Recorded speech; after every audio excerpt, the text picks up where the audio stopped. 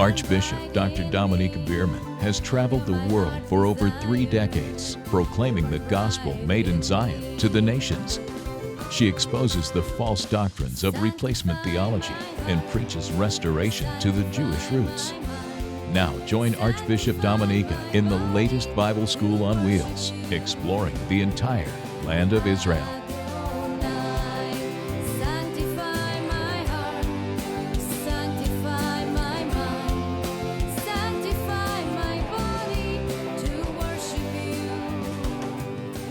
So history remembers names that are defined whether wicked or good.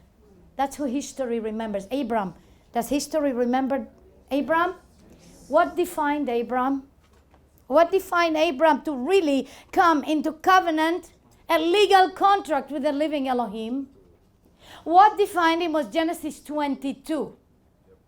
Genesis 22, Elohim told him, take your son, your only son, whom you love, and offer him up as a burnt offering to me on Mount Moriah. That's what defined Abraham. Until that moment, Abraham was a good man. He was following the God of Israel, Yahweh, El Shaddai, the one that had given him all the promises. However, for Abraham to become the father of the nations, Abraham needed to become completely defined. And the only thing that would define Abraham was to offer the son whom he loved, that he believed for all the years of his life.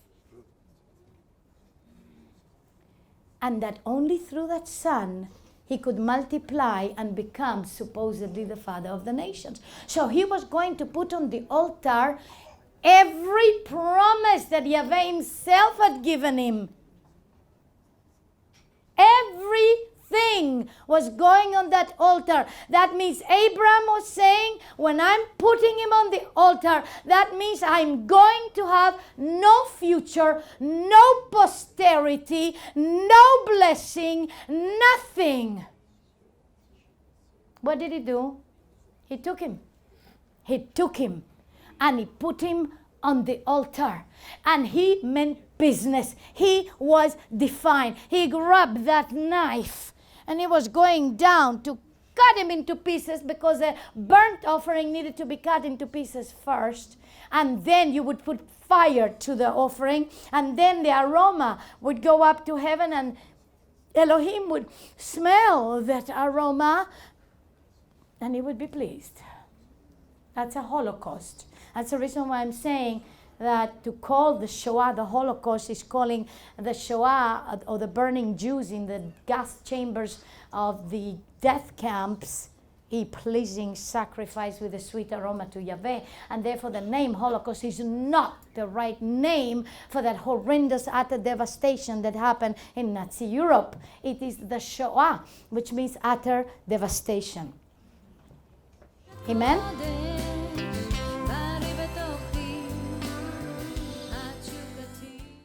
It is widely understood in Christian circles that much of the Jewish nation has not been acquainted with their Messiah and Savior. But how many people realize that most Christians in the world do not know him either?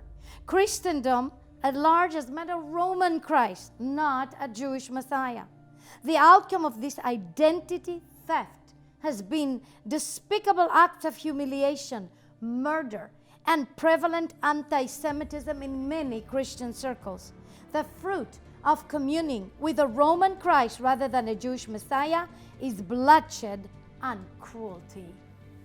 This is my newest book, The Identity Theft of the Messiah, on which I have based an entire online course that exposes the deathly theologies that are anti-Semitic and restores a Jewish Messiah in your faith rather than a Roman Christ. This is causing right now awakening to countless of people throughout the world. Every one of the members of my team that has been helping me to create this platform of learning called GRI, Global Re-Education Initiative, based on my book, The Identity Theft. Every one of them have gone through the journey of their life that has brought them to repentance from all the anti-Semitic theologies that have been prevalent in both Catholic and Protestant circles.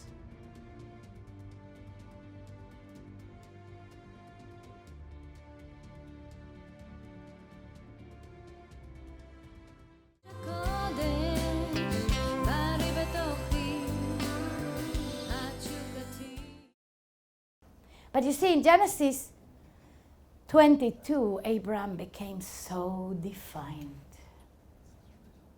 And do you know how the God of Israel was called from that moment? Even the God of Israel got a name. You see, when we are walking in such a defined covenant relationship with the living God, with the living Yah, he even gets a special name in that covenant relationship. Like, for example, he could be called the God of Dominiquae Bierman. He's called the God of Abraham. He's called the God of Isaac. He's called the God of Jacob. In other words, he becomes even him. He gets the name of his own covenanted people. He's called the God of Israel. And in fact, he was also called the fear of Isaac. That's the name, Pachad Yitzchak, the fear of Isaac. He was called the fear of. Why was he the fear of Isaac?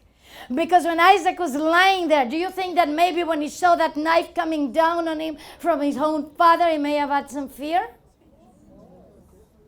Wow, can't imagine what did he feel when he was up there on that altar. But the definition came in Genesis 22. Without that definition, you wouldn't be sitting here today. I would not be saved today. The people of Israel wouldn't exist anymore today. There wouldn't have been any Messiah born today. No salvation for the nations. The only thing that makes it to target is covenanted definition. Covenanted definition. It is a choice of a contract that should never be broken, and if it is never broken, it will make it to target. Ruth and Naomi was such a covenanted contract, a covenanted definition. She was defined. However, we're going to take a look at Ruth and Naomi later on when we take a look at her closer, and we're going to discover that Ruth and Naomi was first a unilateral covenant. It was not a covenant between Ruth and Naomi. When Ruth made the covenant, she did not require from Naomi to give her back the same terms. She just said to Naomi, do not entreat me to leave you. Go to Ruth 1, 6 and 17. That I'm not, reading directly from the Bible is okay. Aren't we supposed to be leaving epistles and have the Bible in here and the scriptures in here? Well, then I'm quoting to you verbatim what is written in there, but I'm quoting it to you. It says, do not entreat me to leave you.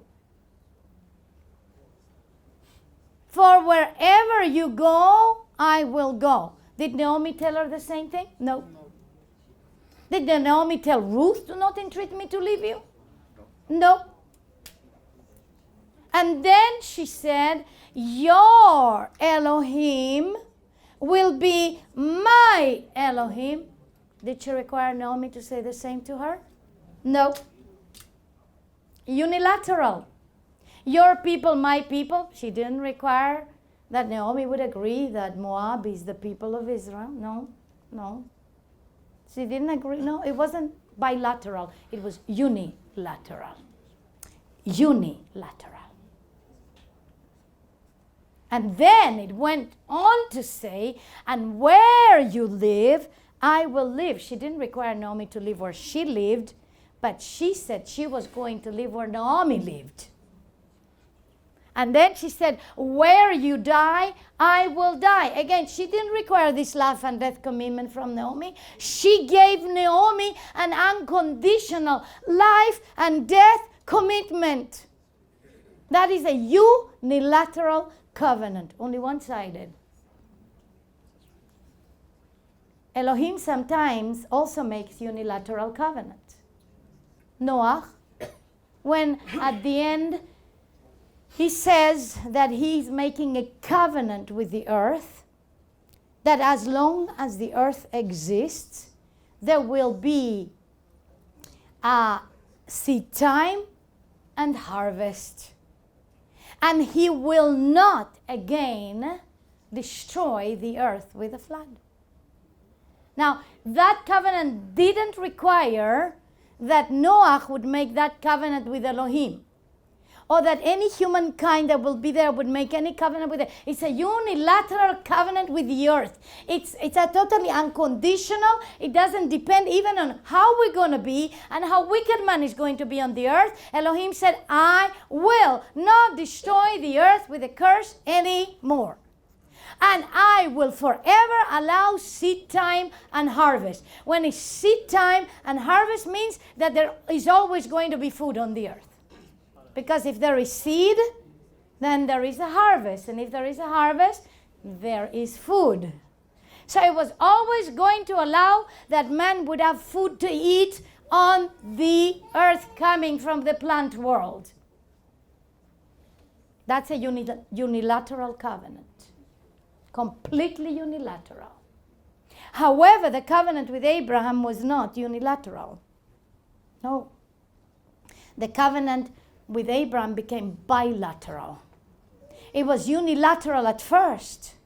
When he came in Genesis 12 and he told him and he promised things to him, but before that covenant that Elohim called the shots on could actually come into effect, his vessel for the covenant to be fulfilled needed to become completely defined and covenanted with him by a legal contract that included blood. The blood of his own son.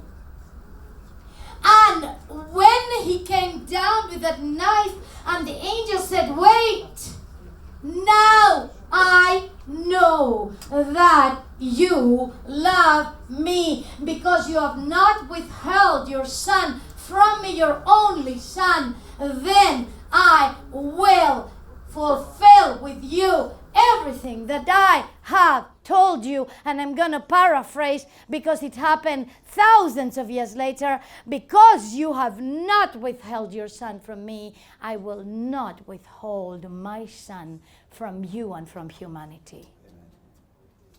All this comes out of a covenant that first looks unilateral. Because the one that calls the shots on the covenant is not Abraham. Wait. I'm not so sure. Wait. The one that calls the shots on that covenant at first is not Abraham, is Elohim. Elohim tells Abraham, I will bless those who bless you, I will curse those who curse you, I will give you the land of Canaan as your inheritance, I will make your name great, and in you all the nations of the earth will be blessed, and you will be a great nation, and you will be all this is Elohim calling the shots. Abraham has nothing to do with it. He's just telling him, this is what I'm going to do. But then for him to do it, he makes it depending on it to become bilateral. Now, when it becomes bilateral, the rules change. Now, when he didn't say, I'm going to do it regardless. No, I needed to test the father of the nations. I needed to test him that he was going to be defined. Because out of him and out of that definition, that covenant definition of that spiritual DNA, that covenant definition, I'm going to multiply him and I'm going to make him a father of the nations. I want that seed to be the right seed, and I want that seed to multiply. I want that definition, that covenant definition, that covenant commitment, that I want multiplied. That I wanted to become the father of the nations, the one that will bring in the sheep nations eventually.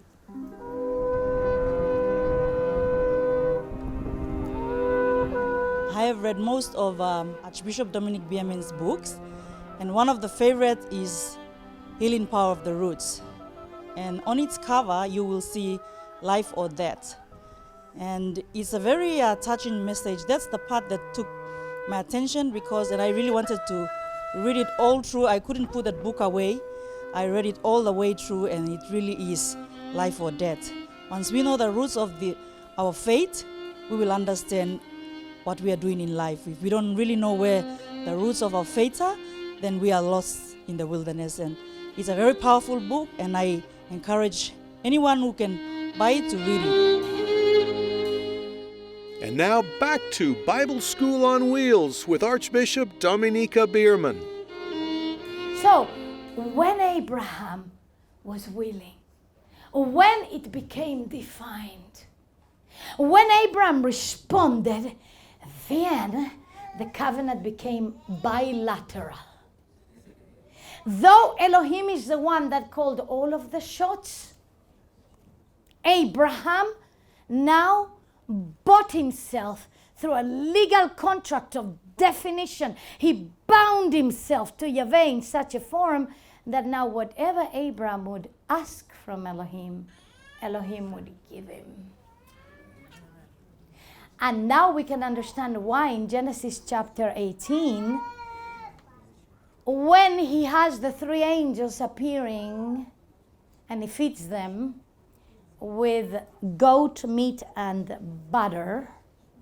So all those that say that we need to separate between meat and milk, that is a rabbinical tradition, but not necessarily has nothing to do with the Torah.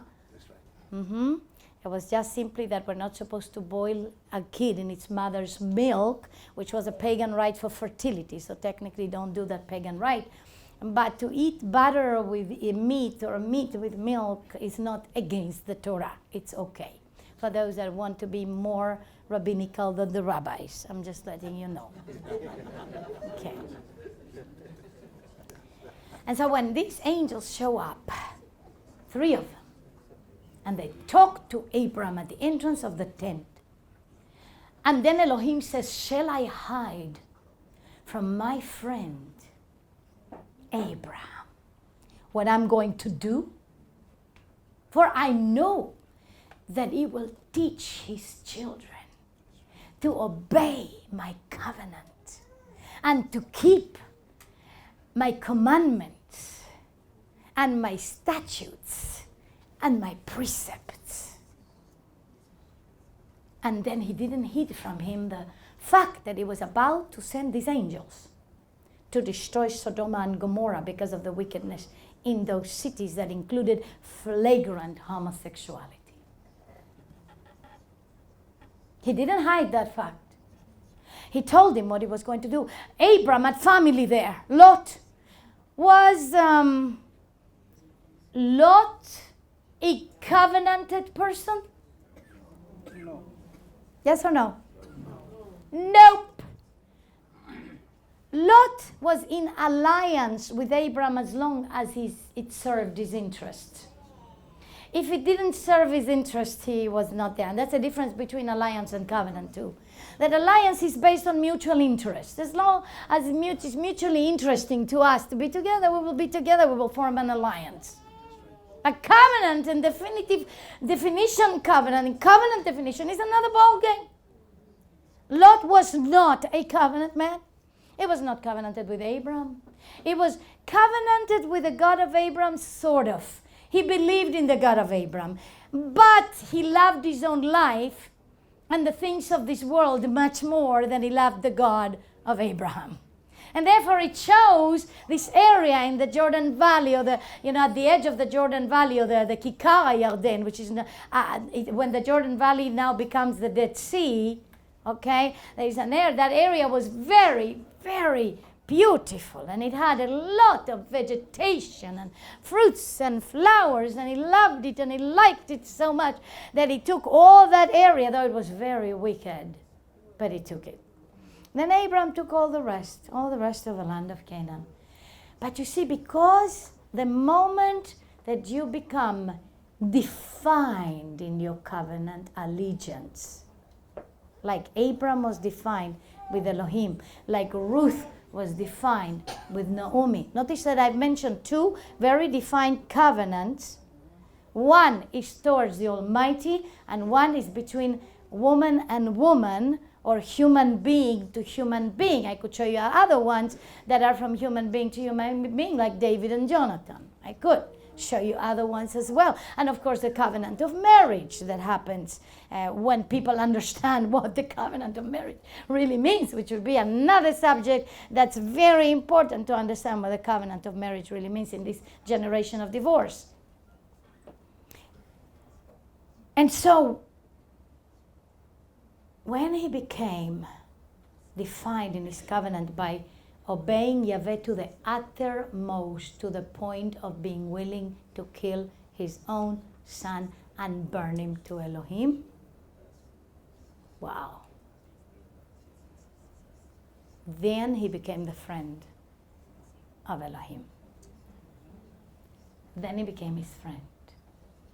And then in Genesis 18, when Elohim told him, I'm going to destroy Sodom and Gomorrah, we can see Abraham bartering with the Almighty. We can see him saying, but far it be from you, the judge of the whole earth, that you would destroy the righteous with the wicked. And what if there is 50 righteous there? And Elohim, being his friend, says, I will not destroy it for 50. So he was negotiating. This sounds like, you know, when you go to the market and you negotiate something that you're going to buy, and they tell you, well, it costs 100 shekels, and he says, what about if I give you 50? And he says, no, you need to give me 80. No, but I'll give you 40. No, but I'll give you 70. No. It's a Middle Eastern negotiation style right there. And he goes ahead and he tells him, and what about if there are 40? No, I will not destroy for 40. And what about if there are 30? No, I will not destroy. And what about if 20? And what about if 10? And when it came to 10, he stopped. He said, yes, I've gone towards you, Abraham, all the way, but 10 is my minimum quorum, my minimum number by which I will not destroy a city. Remember that? Remember that? 10 is a minimum number. And it keeps on repeating itself, like in Zechariah 8:23, when 10 people of the different languages of the nations grab a hold of the hem of the garment or the tzitzit of him that is a Jew, saying, let us go with you because we've heard that Elohim is with you, meaning mentor us, teach us, because holding the tzitzit of someone is both saying, okay, I want to be under your protection, and I want you to teach me, I want you to mentor me, and I want to be healed by what you're telling me. So I'm making covenant with you. Holding the tzitzit is another way of making covenant. We can talk about it some more. But we have come, therefore, to the point where Abraham could barter with the Almighty because he was defined in this covenant relationship. If we want to obtain anything from Yahweh, and it's also in John 15. You see, these things keep on repeating themselves from the Torah all the way to the New Covenant portion of Scriptures. In John 15, what does it say? If you abide in me, my words abide in you. Whatever you will ask, I will give you. I will do for you. And he says, if you do what I say, if you obey my commandment, I will not call you slaves. I will not call you servants anymore. I will call you friends. Because a servant doesn't know what a master is doing, but the friend knows all things. What is he really telling us this morning? What do you think he's telling you this morning?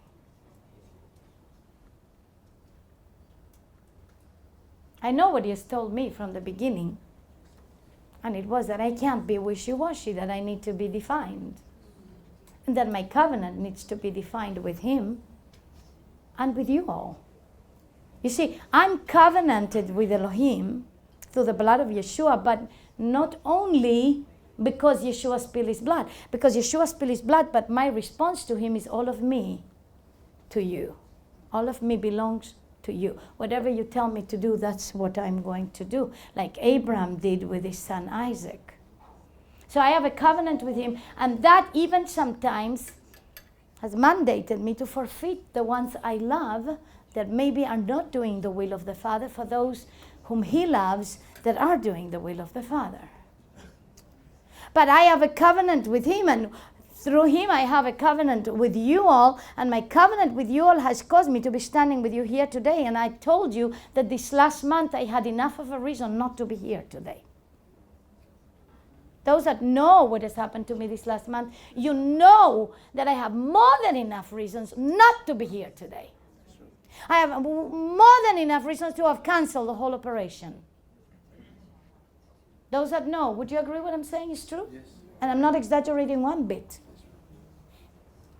But you know why I didn't? I didn't because I have a covenant with Yahweh and I have a covenant with you. Because I knew that you were coming from the nations with hunger and thirst, paying a price to come to the land, to hear from Yah, to get instructed, to get strengthened, to get healed, to get delivered, and go back to your nations defined.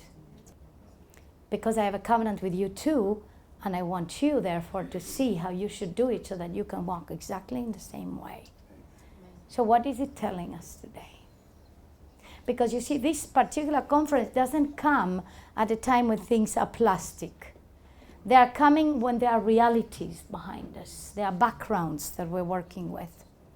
In Israel, in your nations, for example, I know that I have Pastor Marcelo and Pastora Magali Corral here from Ecuador.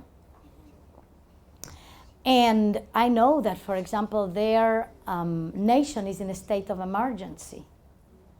And they grabbed the last planes they could grab out of there just to be here.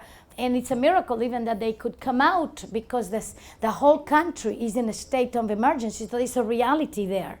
And they understood that in that reality, they'd better keep covenant with the living Yah, that they need to be here because they are delegates of the United Nations for Israel. And he was elected to be a delegate again, and he wasn't going to come because he came already before and they didn't have money for this time. The price was too high. And finally, when the state of emergency came, the price didn't become too high. You see, why do we need to wait for states of emergency to come in our lives to pay the price? Beloved ones, I'm going to tell you something. When we are defined, we are able to do everything Yahweh wants us to do. It doesn't depend on the money. It doesn't depend on the circumstances. It doesn't depend on nothing. And not even in your health. There's some people that come and they tell me, well, I didn't come because I wasn't feeling well. I'm saying, well, then you are not defined. Because even if you're not feeling well, but you know what's right to do, and you go do it even when you're not feeling well, you are going to make some miracle happen.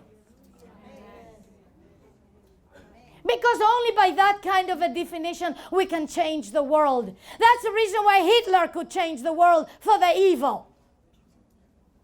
That's the reason why those guys in Genesis 11 could have overtaken the third heavens and Elohim needed to come down, because they were defined, they were committed, they were absolutely going to do it because of definition.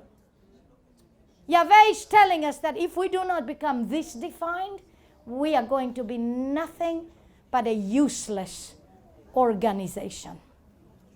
I would like to talk about Unify the United Nations for Israel.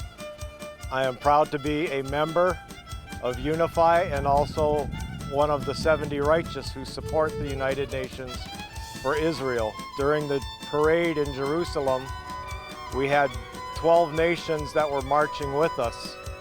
One man came up to me, he saw my flag, he thought we were all Americans. When I told him we were 12 nations here showing our love for Israel, it overwhelmed him and he almost started to cry. So I am proud to be part of a ministry and an organization that brings together the nations around this world to love and support and let Israel know that we stand with Israel. If you enjoyed today's program, we'd love to hear from you. Please send your comments, requests, or donations to kad-esh.org or mail to Kad-Esh MAP Ministries, 52 Tuscan Way, Suite 202-412, St. Augustine, Florida, 32092, USA. Have a blessed week and join us again for the next Bible School on Wheels. Shalom.